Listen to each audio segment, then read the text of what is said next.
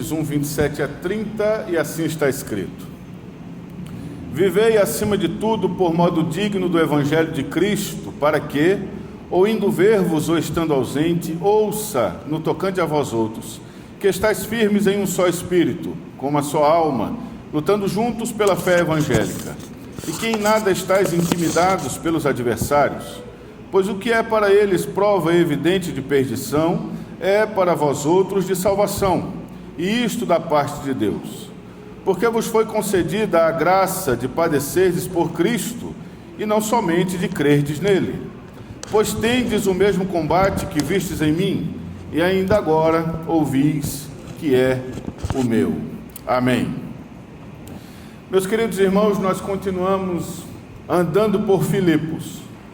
Paulo continua preso, e ele, na sua preocupação pastoral, está escrevendo suas cartas às igrejas.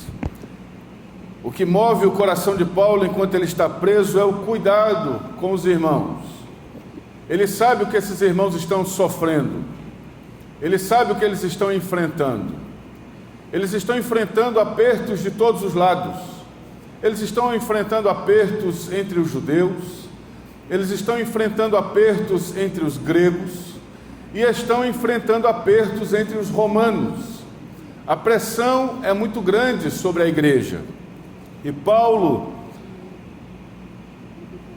cheio desta preocupação pastoral, ao invés de ele pensar em si enquanto ele está aprisionado, porque geralmente quando nós passamos por dificuldades, os nossos olhos se voltam para nós mesmos, porque nós ficamos olhando para nós em nossas dificuldades e ficamos tentando resolver nossos problemas. Paulo, ao invés de pensar em si, enquanto ele está enfrentando estas prisões, ele pensa em seus filhos na fé. E ele escreve várias cartas, e entre uma dessas cartas está a carta aos irmãos de Filipos. Os irmãos, eu tenho certeza que lembram desde o primeiro sermão, onde nós começamos a falar sobre essa carta, o contexto de Filipos, e eu não vou me ater nisso novamente, porque o nosso tempo hoje é menor, devido à realização da ceia. Mas o que nós precisamos falar nesta manhã, é que Paulo, ele continua na sua escrita, orientando e estimulando, e animando esses irmãos, diante de situações dessas que eu lhes falei anteriormente, dessas pressões que eles estavam vivendo. O título que os irmãos podem ver desse sermão nesta manhã é A Mensagem contra os Adversários. E a pergunta que eu lhes faço já nessa introdução é: e existem adversários a nós? Eu pensei que quando eu entregasse minha vida a Cristo, a minha vida seria de paz completa, paz plena, e eu não precisasse mais brigar com ninguém. Existem realmente adversários? Nesses meus mais de 20 anos de pastorado, de ordenação, eu já encontrei inúmeras vezes pessoas vindo até mim dizendo: pastor, eu pensei que depois que eu fosse cristã, depois que eu entregasse minha vida a Cristo, depois que eu começasse a ir para a igreja, a minha vida fosse melhorar, mas a minha vida piorou. A minha vida piorou, porque antes eu tinha meus amigos e agora eu não tenho mais. As pessoas que antes batiam nas minhas costas e diziam: você é o cara, agora elas querem me matar. As pessoas que antes me amavam e que me tinham como um exemplo, agora falam mal de mim, me caluniam, me apontam.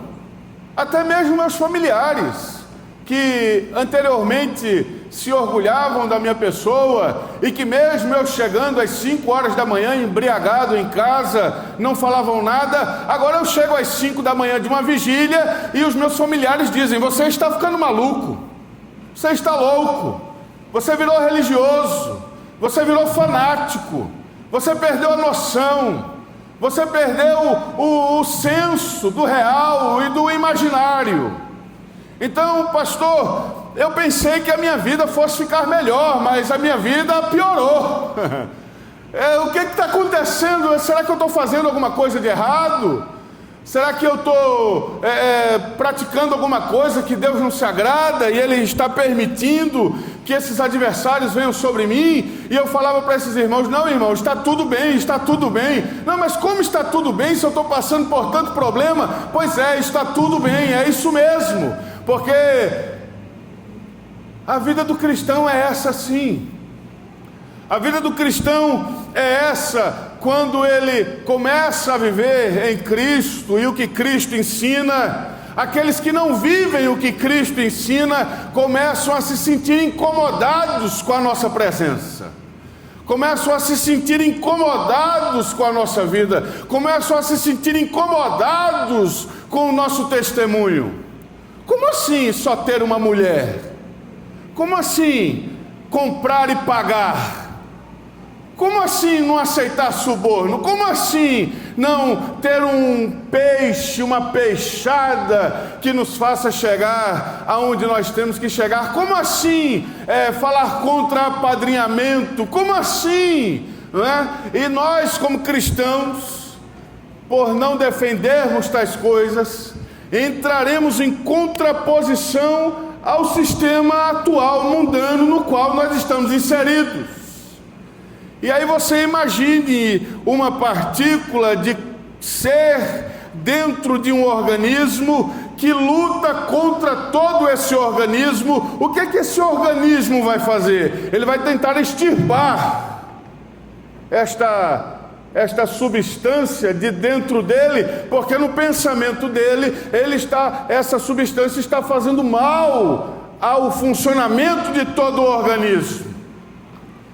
Então, meu querido e santo irmão, se você está aqui nessa manhã e você está sendo perseguido, se você está sendo caluniado, se você está sendo incompreendido, se você está sendo taxado de religioso, fanático, fundamentalista, eu quero dizer para você que você está no lugar certo, no lugar que Deus quer que você esteja. Louvado seja Deus. Eu trouxe nesta manhã um livro que, quando o Senhor me alcançou, eu li, e ele me fez arrepiar dos pés à cabeça. Esse livro é o livro dos mártires, de um homem chamado John Foxe. Eu não sei se você já leu esse livro.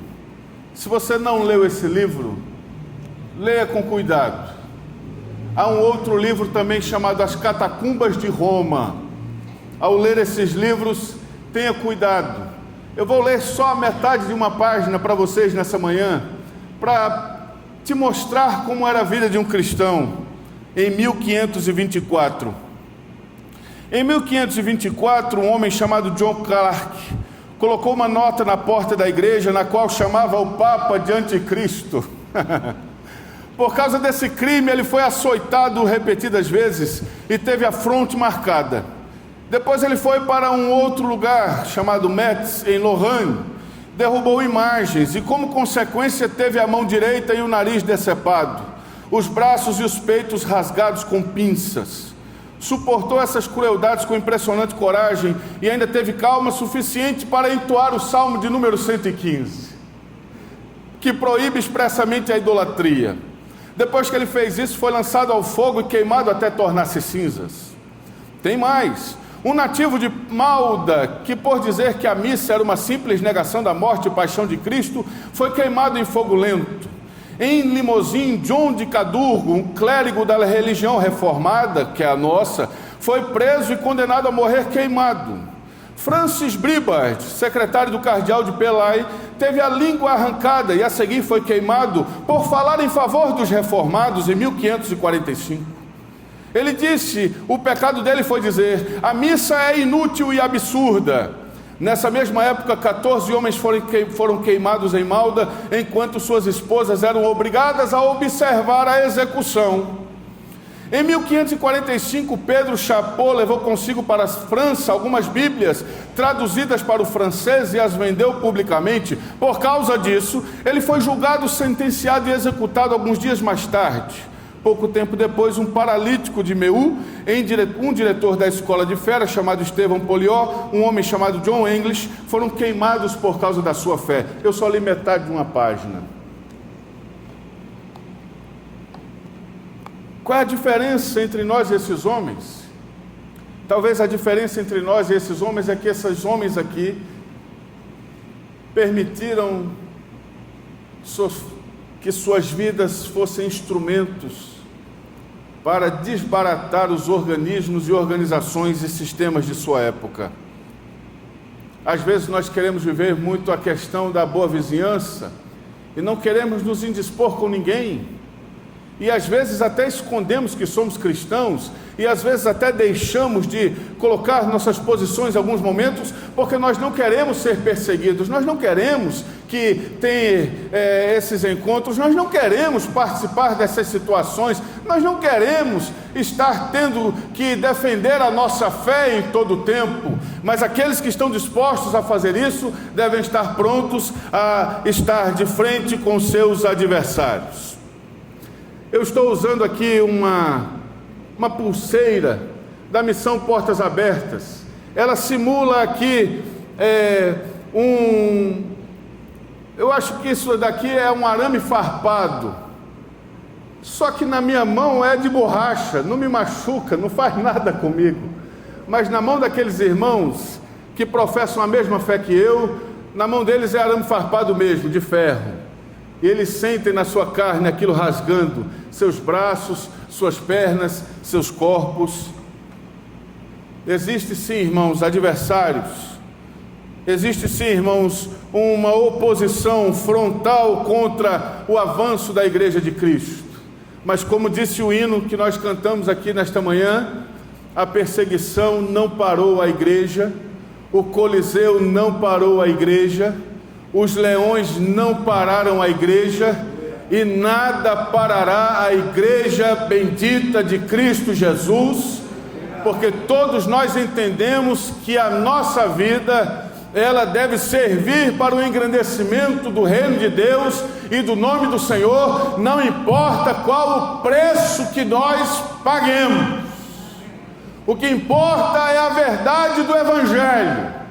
O que importa é a verdade da palavra. O que importa são os ditames, são as colunas, são os baluartes do Evangelho de Cristo. E se para manter esses baluartes e essas colunas em pé for necessário o meu sangue para ser misturado a este cimento nessa edificação, que assim seja. Que assim seja.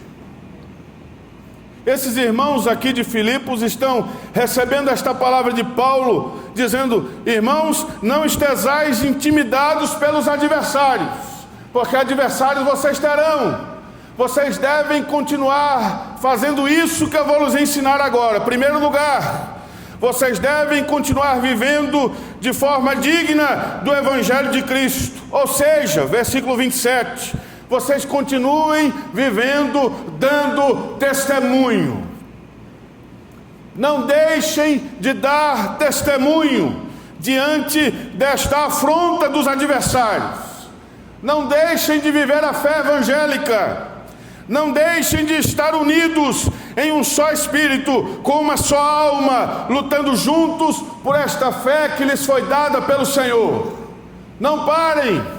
Não deixem de dar testemunho, continuem sendo sal da terra e luz do mundo, ainda que isso arda nos olhos e nas feridas de alguém, continue sendo sal da terra e luz do mundo. Porque às vezes, irmãos, o nosso adversário, o inimigo de nossas almas, ele não quer nos tirar da igreja ou nos fazer desviar. Às vezes o papel dele é nos tornar insípidos. Nós não temos mais gosto, não iluminamos mais nada. Quando chegamos em determinado lugar, as piadas picantes continuam sendo contadas. Ninguém diz: chegou o irmão fulano, muda o assunto. Pelo contrário, o irmão fulano entra no assunto e dá risadas da mesma forma. Ninguém se intimida mais com a presença de um crente, com a presença de um cristão. Antigamente, quando era proibido ter televisão em casa, eu sou crente dessa época ainda. Eu, como pastor, chegava para visitar alguns irmãos, eu só via aquela correria dentro de casa. Apaga, desliga a TV que o pastor chegou. Desliga, desliga. E aquela coisa toda, aquela correria. Para, irmão, para, o pastor está aí. Não, irmã fulana está aí. O irmão fulano, não, chega. Parou, a conversa parou. Parou a brincadeira. Chegou o irmão fulano. Por quê? Porque era ser chato mesmo. Era ser inconveniente mesmo. Eu sou inconveniente mesmo. Eu sou chato mesmo. Não fale palavras pornográficas na minha frente que eu vou corrigir você. Não fale palavras ruins na minha frente, eu vou corrigir você. Não fale, eu não aguento, eu não suporto isso. Quando eu estou assistindo minha televisão que passa alguma propaganda ruim, eu desligo, eu mudo de canal, eu sou assim. Eu sou sal e eu sou luz. Eu chego em determinado lugar, está acontecendo alguma coisa que afronta a minha fé, eu me posiciono. Eu digo não é assim. Não é dessa forma.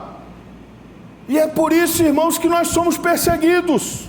Porque com a nossa vida, nós desfazemos, nós condenamos as obras das trevas. Com a nossa obra frutífera, com a nossa vida frutífera, é assim que diz Paulo, nós condenamos e reprovamos as obras das trevas. E nós, como cristãos, nós precisamos continuar tendo coragem de nos posicionar e de sermos perseguidos porque somos crentes. Se lá na sua faculdade o professor está falando lá que você veio do macaco e você passa a aula toda e não diz assim, professor, peraí, eu acredito diferente, eu creio diferente.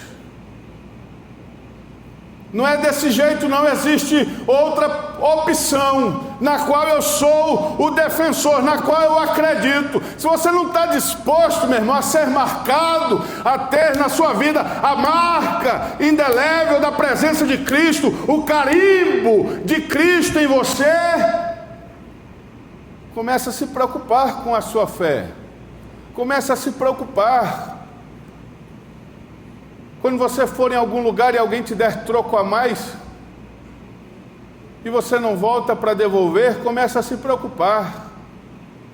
Quando você está na sua rede social e os seus olhos estão vendo coisas que não devem ser vistas, e você nunca usou a sua rede social para pregar o Evangelho, pois você vai perder seguidores, ou como a turma diz hoje, você vai ser cancelado.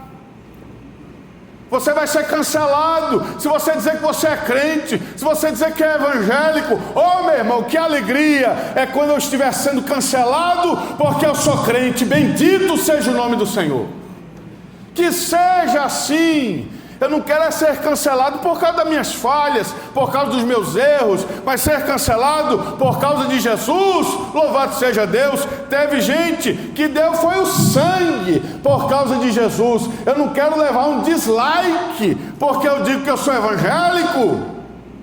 Eu ponho mesmo na minha rede social, eu sou de Jesus, Jesus é meu, e ninguém me toma dele, e ninguém toma ele de mim. Louvado seja Deus. E está lá no perfil do Instagram, do Facebook ou do que quer que seja. Continue dando testemunho, continue vivendo de forma digna do Evangelho de Cristo. Sabe o que é viver de forma digna? É dar valor, é valorizar, é saber o que foi feito. E o que foi feito foi um sacrifício na cruz, onde todo o sangue de um justo foi derramado, onde todo o seu sofrer, no vitupério que sofreu, foi dado plenamente, a ira de Deus derramada plenamente sobre sua vida. E o que Paulo está dizendo é: viva de forma digna disso que foi feito, honre isso, viva honrando isso em todo o tempo, pensando em todo o tempo no que Jesus fez por você. Jesus fez por mim. Eu não posso entrar no meio dos porcos e enlamear-me no pecado, sabendo que Jesus lavou-me com o seu precioso sangue carmesim. Eu não posso entregar-me a uma conversa dúbia em uma rede social, sem minha esposa saber, sem meu marido saber, sabendo que há alguém superior, todo-poderoso, olhando para mim naquele momento, e que Ele entregou o que Ele tinha de melhor para salvar a minha vida, para transformar o meu ser. Eu vou continuar vivendo de forma digna do Evangelho, não importa o que digam, não importa se falam de mim, não importa se me apontam e dizem: lá vai o crente chato, lá vai aquele que acaba com as reuniões, lá vai aquele que acaba com as festas, lá vai aquele que a gente está numa festa de aniversário e aí o pessoal passa com a cerveja e a gente tem que esconder a cerveja atrás para passar. Não, ninguém põe cerveja em mesa de crente. Ninguém põe bebida em mesa de crente. Não, aqui não. Eu sou crente. Eu não bebo. Eu não respondo para um garçom que chega para mim dizendo: você quer uma caipirinha? Eu não respondo para ele que eu não bebo. Eu respondo para ele que eu sou crente. E eu não bebo porque eu sou crente. Porque se eu não fosse crente, eu ia beber. Mas eu não bebo, eu até gosto. O calorzão, 40 graus, cerveja gelada. Descendo na... Não é bom? É bom. Descendo na goela. Que maravilha. É gostoso. O diabo nunca fez ninguém ser viciado em alface. Viciado em... sei lá... Não, eu sou viciado em brócolis. Foi o diabo que fez eu ser viciado. O diabo não faz ninguém ser viciado em coisa que ninguém gosta. Eu sou viciado em chuchu. Você é viciado em coisa que te apraz, que te dá prazer. Mas porque você é crente, você diz: eu não quero. Eu sou crente, eu sou de Jesus.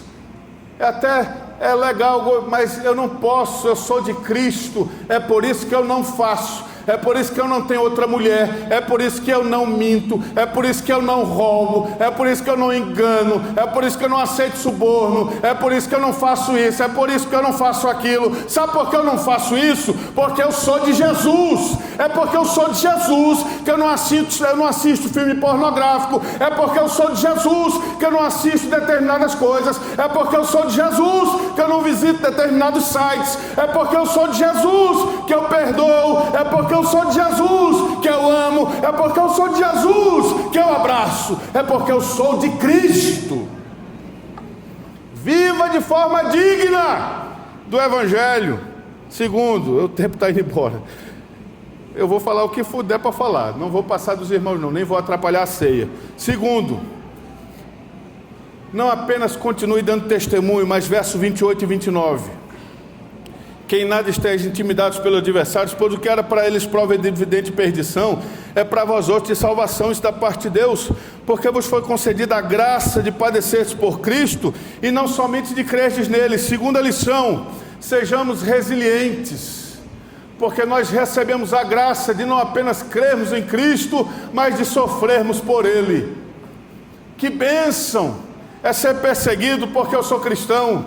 Que bênção é perder amigos porque agora eu sou de Jesus. Que bênção é ser chamado de fanático e fundamentalista porque agora eu sou de Cristo. Que bênção é aquela namoradinha que eu tinha, ela não quer namorar mais comigo porque agora eu sou de Jesus. Que bênção é aquele círculo de amizade que eu tinha na faculdade, agora eu fui excluído, extirpado, me tiraram do grupo. Que bênção, louvado seja Deus. Que bênção, me tiraram do grupo do trabalho porque todo dia eu punho um salmo lá. E aí eu fui perguntar para o administrador: por que vocês me tiraram? É porque tu fica com esse negócio de salmo, todo dia um salmo, todo dia um salmo. Aleluia, foi por causa disso, foi aleluia. Tu não tem nada assim não, os negocinhos mais engraçados. Rapaz, até tenho, mas Nada é mais importante do que isso que eu estou compartilhando com vocês todo dia. Que bênção! O Senhor nos dá a oportunidade de não apenas ter fé nele, mas de sofrer por causa dele.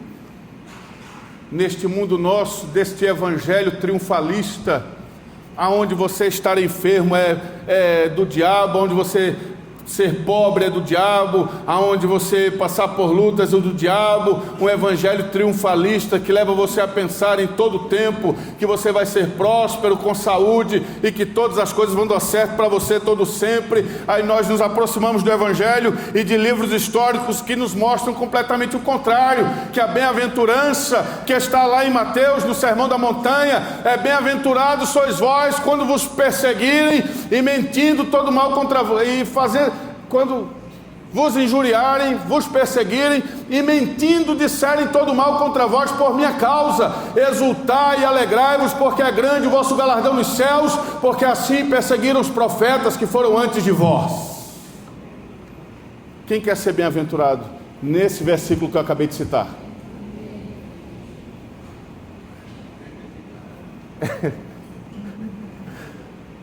Bem-aventurados sois vós quando mentindo disserem todo mal contra vós por minha causa, disse Jesus. Oh, que maravilha! Fala mal de mim, irmão, porque eu sou crente. Oh, que coisa boa! Que coisa boa! Estou chegando lá, Jesus, eu estou chegando lá. Eu quero isso aí mesmo, Senhor. É isso que eu quero. E por último, verso 30: pois tendes o mesmo combate que viste em mim, e ainda agora ouvis que é o meu. Existem outros passando por isso, pessoas, irmãos seus, vivendo dificuldades, agroses, que seus adversários estão lhe imputando, o mundo perseguindo, o mundo sendo seus adversários, o sistema querendo acabar com suas vidas. Mas Paulo diz a esses irmãos: não estejam intimidados. Em outra tradução diz: não se amedrontem, não tenham medo, permaneçam, não tenham medo, fiquem firmes, não tenham medo, continuem sendo de Jesus, não tenham medo, não corram, não saiam, não negociem a fé de vocês, não tenham medo, vocês são de Jesus, vocês são de Cristo, vocês são diferentes, vocês são realmente de outro lugar, vocês são peregrinos e forasteiros nesse mundo, vocês são da Jerusalém celestial, vocês são de outro reino, o reino dos céus, que carne e sangue não conhecem, mas o Senhor tem dado a conhecer a todos nós, pelo seu Espírito e pela sua palavra. Não tenham medo, diz o Senhor, não se amedrontem, vivam o evangelho. E se for para ser perseguido, depois você me liga ou manda uma mensagem para mim e diz assim: pastor, acabei de apanhar por causa de Jesus. Digo: oh, rapaz, onde foi que eu quero ir também aí para apanhar também? Me diz onde foi que estão batendo em crente, eu quero ir aí. Pastor, acabei de ser perseguido, acabei de perder minha promoção, porque na hora de me promover disseram: olha, você vai ser promovido, mas tem 20% aqui que vai ter que ficar na casa, e você assina 100, tá? Mas só recebe 80. Aí você fala assim: para mim dá não dá, porque eu sou de Jesus. Mas eu já tenho outras pessoas que fazem, que são de Jesus também. Eu não quero saber. Eu quero saber que Paulo escreveu a Timóteo e disse: Timóteo, a turma está fazendo isso, isso, aquilo, tu porém. Pronto, eu estou nesse tu porém aí, eu não posso, eu não vivo assim. Mas aí você vai perder a promoção. Paciência. A única promoção que eu não posso perder é aquela quando a trombeta soar e o meu nome o Senhor chamar de entre as nuvens. Essa eu não posso perder. Mas o restante, Deus seja glorificado, seja engrandecido, seja exaltado com a minha vida, em nome de Jesus. E como diria Inácio de Antioquia, que eu seja trigo de Cristo, e que os leões me moam, que que os leões, ao me mastigar, me moam como trigo de Cristo, para a glória do seu santo nome. Eu posso ter 1 minuto de oração com vocês? Posso ser, senhor liturgo? Curve sua cabeça comigo, então. Senhor, nós estamos aqui nessa manhã, Senhor, diante da Tua palavra. Interessante, Senhor, que nessa palavra que o Senhor nos dá, o Senhor não nos prometeu nada além da Tua presença. O Senhor não nos prometeu matar nossos adversários, tirá-los de perto de nós, jogar eles lá para a Finlândia. O Senhor não fez nada disso. O Senhor trouxe ao nosso coração para nós permanecermos firmes diante de tudo que nós enfrentamos, porque o Senhor vai estar conosco. Abençoa-nos, Senhor, e não deixa que nós sejamos insípidos, nem que a nossa luz se apague, mas que nós continuemos brilhando mais e mais, e que o sal continue dando sabor aonde ele estiver. Que o Senhor continue nos usando para sermos o contraponto, a oposição, a palavra contrária a todo o sistema mundano que se apresenta diante dos nossos olhos.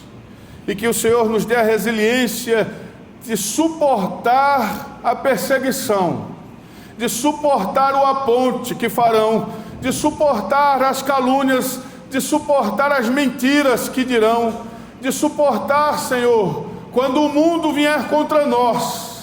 Que o Senhor nos ajude, não deixe faltar a Tua graça sobre nossa vida, não deixe faltar o Teu Espírito, não deixe faltar a Tua presença. Por favor, Senhor, abençoe a Tua igreja. Nós oramos assim em nome de Jesus. Amém.